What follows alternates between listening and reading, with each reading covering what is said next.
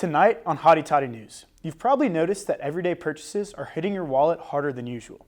Coming up, we'll take a look at how Oxford business owners are dealing with the highest inflation rate in 40 years. Anywhere from yellowish urine looking, to be quite honest. Sometimes it's more brown. The city of Oxford agreed to take over for the Punkin Water Association last week, but they are inheriting a system that has been riddled with complaints for years. We'll hear from some of those customers straight ahead. And with a growing number of complaints surrounding the bus system in Oxford, we ask just how reliable are they? Stay tuned to find out. Hotty Toddy News starts now.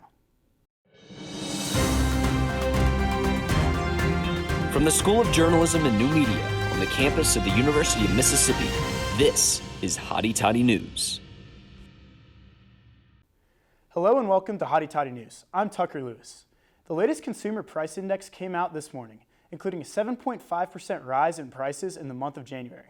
Some of the items had the biggest rise in inflation were food, gas, and rent. This is the highest inflation rate since 1982. But rising prices aren't just causing strain on consumers. They're hurting small businesses in Oxford. Reporter Annabelle Kinney talked to some local businesses to see how they are combating those rising prices. Many small businesses in Oxford have had to make new changes to accommodate the rising inflation within their stores. Businesses are increasing wages for their employees and even adding more competitive pay to get people on the job. But with that comes another price. An increase in the pay means an increase in the cost of goods and services.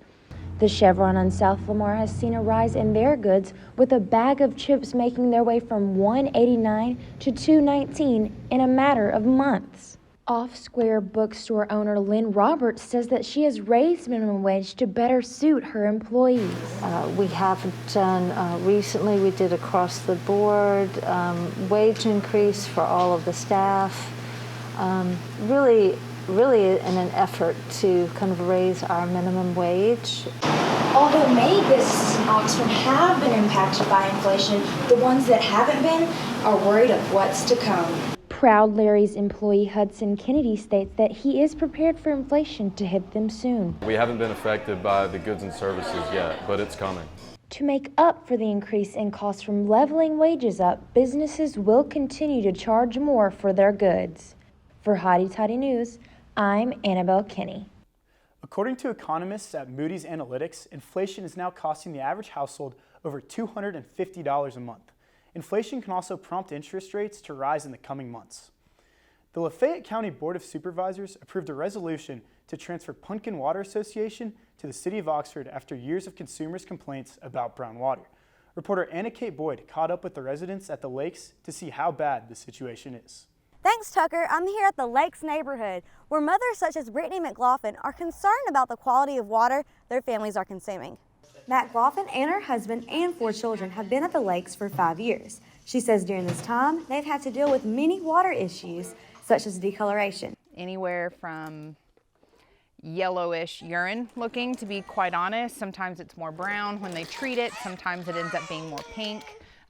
It's not something that we're happy with, but it's something we've learned to live with. She is concerned about the quality of water they are consuming, and many days struggles to bathe her children. You can't see it in a shower, but you see it in a bath very much whenever you run the water and step out, for 4 or 5 minutes to come back, and it looks like you've rinsed off, your muddy shoes. After several customer complaints, Punkin Water has entered discussions with the City of Oxford to purchase the company and fix the issues. While McLaughlin is indifferent to this solution, other residents, such as Thomas Scott, are not happy. Scott has been a homeowner at the lakes for 17 years and took the initiative to buy a $2,000 water filter. I'm kind of concerned about the cost that we're going to run into, and there are other issues that the city is going to bring in that we don't have to deal with now. The Lafayette County Board will make a final decision on whether to approve or reject the transfer of Punkin Water Association. More details to come on February 22nd. Anna Kate Boyd, Hotty Toddy News. Thanks, Anna Kate. While both Oxford and the county have approved the purchase, they have concerns about the change, like the cost of extending water services from the city and enforcing city guidelines. There will be a special meeting about the situation on Tuesday, February 22nd. Last week, we told you about parking issues for students continue to be a problem. Park and Ride is an alternative, but in both park and ride lots and other pickup locations, buses are not always dependable. Reporter Kennedy Cooper went out to find if students can rely on buses to get to campus in time. As on-campus parking continues to be an issue, Ole Miss parking's horrible. Students have another alternative in the Oxford University buses that can take them from apartments and on-campus lots to campus. I think the bus has been very useful for students like me who live on off-campus housing. Riders can track estimated arrival times for their routes on the OUT website, which estimate buses arriving every 10 to 15 minutes, but they are not always accurate. Right now, I'm standing in front of the Kennan Observatory bus stop. As buses come in and out, students have been complaining, saying it's hard to depend on the bus due to time and malfunctions. My first day of class, I was like, okay, I can, get there like 5 minutes before the bus and I'll be fine. I'll get to class okay. And then I ended up being late for class because it was 20 minutes late. On some days, the routes can take a little long. And I know it can make me upset because it can make me late for class when they don't get through around the time they're supposed to. While students have had good and bad experiences, Parking Director Samuel Patterson says these buses still provide good value and students should get in a routine and use Oxford University Transit. For Hotty Toddy News, I'm Kennedy Cooper. Buses aren't the only modes of transportation causing complaints. Lafayette County residents have been complaining about speeding cars on county roads, prompting the Sheriff's Department to come up with a new way to slow down the speeders. Reporter Cameron Evans has a look at their new tactic. If you drive on Lafayette County roads often, you may want to slow down. Sheriff's Department has put out several speeding trailers to notify residents of their speed, and Sheriff Joe East says these trailers collect speed and other information about drivers. Speed trailer, we set it out, it will help us collect data, like if the speed limit's too slow or too fast, we can report that back to the engineers. The speeding trailers will not be in one place in the county, but will be placed in locations based on need. The trailer we have is portable, so we hook it to back one of our vehicles and we can pull it to whatever location. So we don't have it's not permanent at any location. Okay. So we transport it. Yesterday it was out on Old Taylor Road, today it may be on Old Sardis Road. East also said that him and his department's goal is not to write tickets, but to ensure the safety and well-being of the Lafayette County residents. I'm Cameron Evans with Hotty Toddy News. While the Sheriff's Department tries to reduce speed on the roads, local dealerships are trying to increase the number of cars on their lots. Reporter Dana Drake went to Cannon Nissan to find out why the shortage of new cars is persisting. The Cannon Nissan dealership in Oxford looks like an empty parking lot. I used to keep 100 to 120 new vehicles in stock at all times. After the weekend sales and one that is sold that's going out today, I'll have 2 new cars on the lot. General Manager Jeff Hawkins says the reason for lack of cars is an electronic chip shortage. There was 3 major chip companies in the world.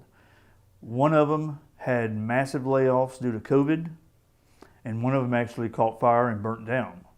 So that is what really kind of started this shortage, and it's been very, very tough to catch up. Hawkins says the few cars they do get are sold immediately. But as soon as they arrive, we have customers, in many cases, that already have deposits on them, that are waiting on them to get here, so they end up being delivered the same or the next day that they get here.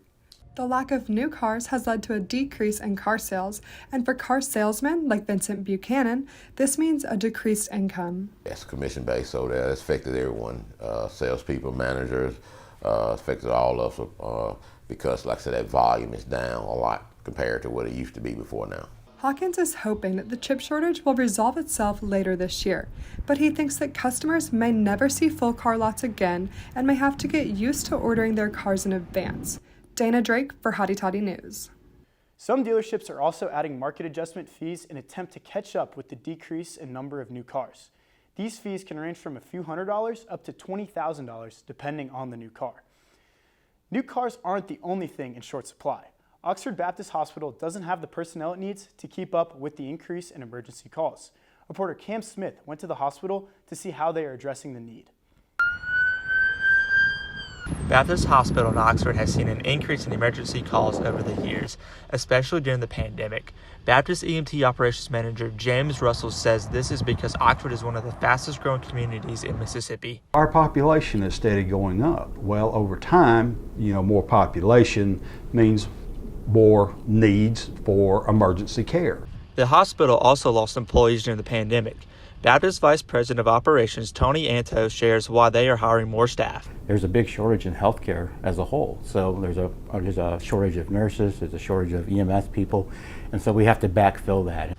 And EMT Anya Dirk says the shortage of EMT drivers has made her job difficult. Yeah, it can get a lot at times. Like we used to only have 2 trucks, so a lot of the times we were up and running all night long, and it could get dangerous at times. This is why the hospital is planning to hire more EMT drivers, add more advanced life support trucks for emergencies, as well as basic life support trucks for hospice and nursing home transfers. Expanding our staff would really help keep our advanced life support trucks in the area more.